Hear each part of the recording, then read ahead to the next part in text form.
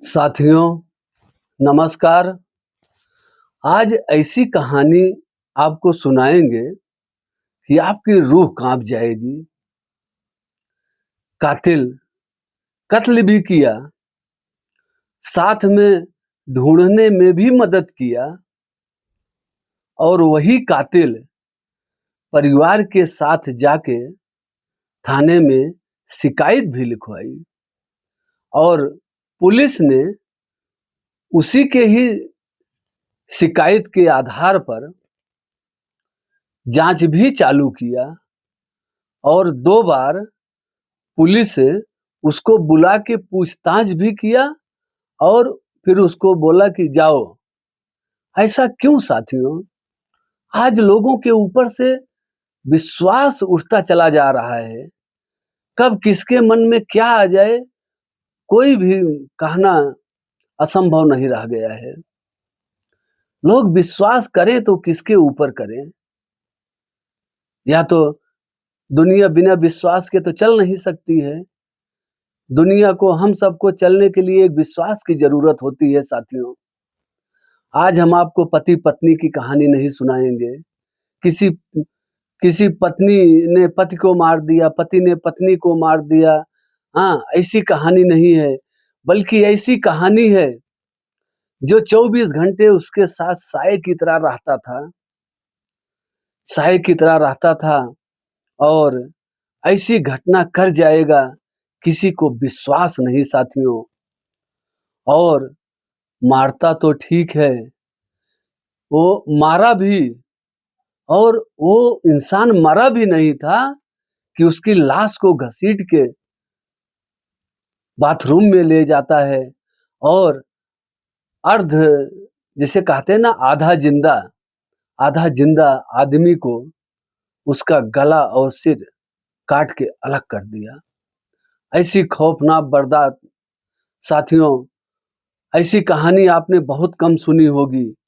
आज जो कहानी बताऊंगा, आपका माथा एकदम ठनक जाएगा कि विश्वास नाम का चीज आज इस दुनिया में नहीं है। जिसको वो अपने बेटे की तरीका, अपने भाई के तरीका से मानते थे, उसको पैसा, नाम, इज्जत, शोहरत सब मिलती थी, लेकिन वो इंसान क्षण भर में, ऐसा बताया जा रहा है कि 3 करोड़ की फिरौती के लिए मारने के बाद जब वो गायब होता है तो 3 करोड़ की फिरौती मांगता है। क्या फिरौती के लिए इसने किया? और साथियों, जब ये पूरी कहानी आप सुनेंगे, आपके दिल को एकदम झकझोर देगा। वो मारने के पहले लगभग 2.25 लाख रुपया लोन भी लेता है और लोन लेके पैसा अपने घर पर भेज देता है। अपने माँ बाप, अपनी पत्नी, बच्चों के पास वो पैसा भेज देता है। पैसा भेज देता है और कुछ पैसे से एक एक रूम जहां वो रह रहा था, एक रूम ऑलरेडी उसके पास था और एक दूसरा रूम भी किराए पे ले लिया कि जिस रूम में उसको कत्ल करना था, केवल वो कत्ल करने के लिए ही एक रूम अलग से किराए पे लिया। साथियों, इतना बड़ा हैवान, इतना बड़ा शैतान आपको दुनिया में ढूंढने में नहीं मिलेगा। कुछ ही लोग ऐसे हैं, लेकिन पूरे समाज को गंदा करते हैं। साथियों, ये ऐसी प्लानिंग बनाया कि अब बताओ, जिसको मारा जो है, इतना उसके घर वालों पर, घर वालों ने इसके ऊपर विश्वास करते थे कि जैसे कहते नहीं कि ये अपना गर्दन कटा लेगा लेकिन हमारे ऊपर आंच नहीं आने देगा। ये एक केवल कहावत मात्र है साथियों। लोग वाहवाही में, लोग आपकी लालच, आपके कुछ पैसे की लालच में आपसे ऐसा वादा कर जाते हैं, लेकिन वादा को पूरा कर नहीं पाते हैं। बहुत से कम ऐसे लोग हैं जो वादा को पूरा करते होंगे। साथियों, बहुत ही दुखद घटना है। नमस्कार, मैं हूं सुभाष मिश्रा। आप देख रहे हैं सुभाष ट्रू क्राइम स्टोरी 2025। साथियों, हमारी आज की कहानी गुजरात राज्य के सूरत जिला से। ये घटना 12 जुलाई 2025 को घटना घटी है, जो एक चंद्रभान दुबे करके हैं, सिक्योरिटी एजेंसी के मालिक हैं। वो उस सूरत जिले में कई मिल में, फैक्ट्रियों में और कहीं और संस्थानों में जो सिक्योरिटी को प्रोवाइड कराते थे, मतलब सिक्योरिटी गार्ड को देते थे, उस एजेंसी के मालिक थे। और उस एजेंसी का नाम था जो है दुबे दुबे सिक्योरिटी एजेंसी। और ये साथियों, ये एजेंसी का जो ऑफिस था, ये सूरत में ही एक कमेला दरवाजा है, वही कमेला दरवाजा पर ही इनकी ऑफिस थी। और ऑफिस का नाम रखे थे दुबे सिक्योरिटी एजेंसी करके। साथियों, दुबे जी ने, इनको हर जगह दौड़ भाग करना होता, तो हो सकता है कि गाड़ी चलाने में असमर्थ होंगे या नहीं चलाना चाहते होंगे। इन्होंने एक टेम्पा जो है, जैसे ऑटो रिक्शा जो होता है, उसको इन्होंने 17,000 मंथली, महीने का 17,000 देते थे, प्लस उसका सीएनजी। इनको जहाँ विजिट करना होता, जहाँ जहाँ, हाँ, तो ये वहाँ जाते थे, क्योंकि इनकी एजेंसी थी सिक्योरिटी को, गार्ड कहाँ कहाँ हैं, क्या काम कर रहे हो, देखभाल निगरानी का मालिक तो थे ही थे। तो जो ये गाड़ी वाले को किए थे, इसका नाम है राशिद अंसारी। राशिद अंसारी ने ये इनके साथ जो है, वही ऑटो रिक्शा में जहाँ ये कहते वहाँ ले जाता जो है, और उसको महीने का 17,000 रुपया नगद देते थे, और जो गाड़ी में सीएनजी लगती थी वो अलग से देते थे। ये इनका दोनों का जो है, जैसे कहते नहीं कि ये बात हुआ था, कॉन्ट्रैक्ट हुआ था, जो भी वो देते थे। साथियों, ये 12 जुलाई को इनको लेके तो जाता है, लेकिन जहाँ दुबे जी बोलते हैं वहाँ नहीं ले जाता है। ये लेके जाता है जहाँ ये नया इसका कमरा बना हुआ है, हाँ, नया जो रूम लिया था, वहाँ पे लेके जाता है। और जैसे ही घर के अंदर जाता है, और एक हथौड़ा, और वही जो 2 लाख रुपया लिया था लोन, हथौड़ा हुआ, कमरे का किराया हुआ, उसका एडवांस हुआ, घर पे पैसा भेजा, उसे में अपना मौज मस्ती भी किया होगा, चाकू हुआ, जो भी हुआ, वो वही लोन वाले पैसे से सब खरीदा था इसने। और ये खरीद के पहले से ही रख लिया था। तो एक बहाने से इनको ले गया उस कमरे पे, नए वाले कमरे पे, नए वाले कमरे पे ले गया। और जैसे घर में एंट्री करते हैं, तो राशिद वहीं घर के दरवाजे के पास ही दरवाजा बंद कर लेता है, और वहीं रखा रहता है हथौड़ा। उस हथौड़े से चंद्रभान दुबे जी के सिर पे वार करता है। अब भाई, हथौड़ा का वार जो है, अच्छा, जब ये वार करता है, तो इसका एक साथी भी, एक साथी इसका, जिसका नाम मंसूर अंसारी बताया जा रहा है, वो भी वहीं रहता था पड़ोस में।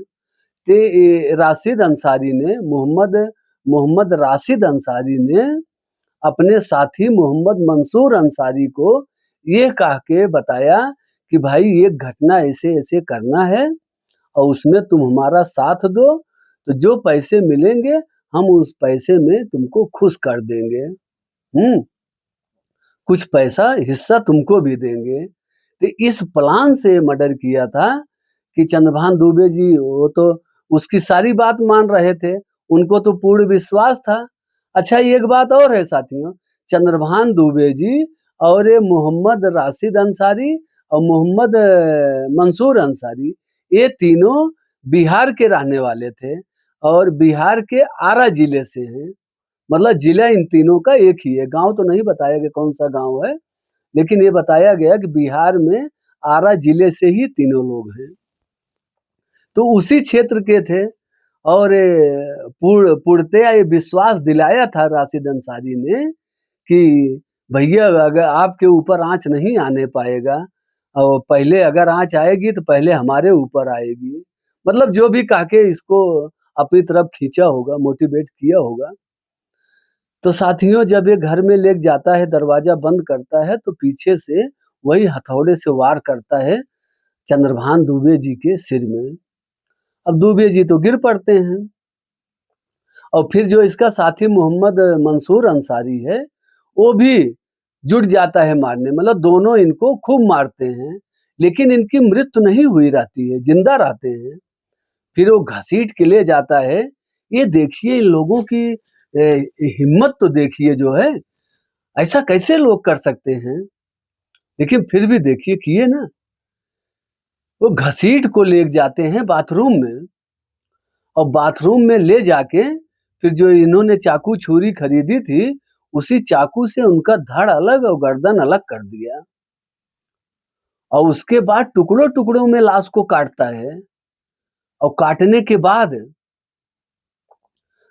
के बाद उस लाश को 2 बोरी में भरता है और फिर 2 बोरी में भर के कमरे में रख दिया और फिर नहा धो के कपड़ा पहन के और फिर चला गया चंद्रभान दुबे के घर पे, इनकी औरत के पास, इनके परिवार वालों के पास। मतलब वहाँ रोना-धोना। हाँ, जब इनके घर वाले जब ये गया नहीं चंद्रभान दुबे नहीं गए घर पे, तो इनके घर वाले ने इसके पास मोहम्मद राशिद अंसारी के पास फ़ोन किए कि भाई लेके गए थे दुबे जी, अभी आए नहीं, कहाँ हैं? इसने बताया भाभी वो तो भैया कब के चले गए। मैं तो उनको ये जगह बताता है जहाँ ये छोड़ा था, ये बताता है कि मैं हजीरा पलसाना हाईवे पर सीबी पटेल ग्राउंड पर उनको छोड़ दिया था। ये बताता है कि भैया को तो हमने वहाँ छोड़ दिया था और वो एक सफ़ेद रंग की कार में बैठकर किसी के साथ चले गए और फिर हमने जो है उनको उस जगह पर जो बोला मैं वहाँ उनको जो है छोड़ के चला आया रूम पे और उसके बाद में वो हमको बोले थे सीटीबी प्लांट पांडेसरा, एक जगह है पांडेसरा में सीटीबी प्लांट बोला कि हमको वहाँ मिलने के लिए बोले थे और हम वहाँ गए, 2 घंटा इंतजार भी किए और भैया हमको नहीं मिले तो मैं सोचा वो चले गए होंगे, उनका फ़ोन भी नहीं लग रहा था, तो हम इसके लिए घर चले आए। इसने झूठ बोला, बहाना बनाया, ये तो पहले ही मार चुका था और ये जो 2 घंटे की इसने बात बताया, ये 2 घंटा सही बात बताया है कि मारने के बाद जो है कि इसको ऐसा पुलिस वाले को जांच में ना लगे कि हमने मारा है, इसको ऐसा लगे कि जहां वो बोले थे मिलने के लिए वहां ये 2 घंटा इंतजार भी किया है, जाके अपना वहां टेम्पा लगा के 2 घंटा बैठ के इंतजार भी किया इसने। हाँ, इंतजार तो सही किया है। तब इसके बाद में 12 तारीख तो खत्म हो जाए, रात हो जाता है। साथियों जब ये रात हो जाता है 12 तारीख का, ये उन्हीं के घर पे रहता है, चंद्रभान दुबे के घर पे रहता है उनके परिवार के साथ। तब उनके परिवार वाले बोलते हैं, अच्छा राशिद तुम जो है जाओ अपने रूम पे, सुबह में तुम आना तब चलते हैं थाने में एफआईआर करवाते हैं। तो ये बोला भाभी ठीक है। तब ये बोला रात हो गया कैसे जाऊं? तो उसकी बीवी चंद्रभान दुबे की बीवी जो है वो बोली वो एक्टिवा है जो है, स्कूटी है, ले लो उसी चले जाना, सुबह चले आना। फिर उनकी एक्टिवा लेके आता है, स्कूटी लेके आता है, उन्हीं की स्कूटी। और फिर जब घर पे आता है तो 2 बोरी में जो लाश भर के रखा था, लाश को उस एक्टिवा स्कूटी पे रखता है ये।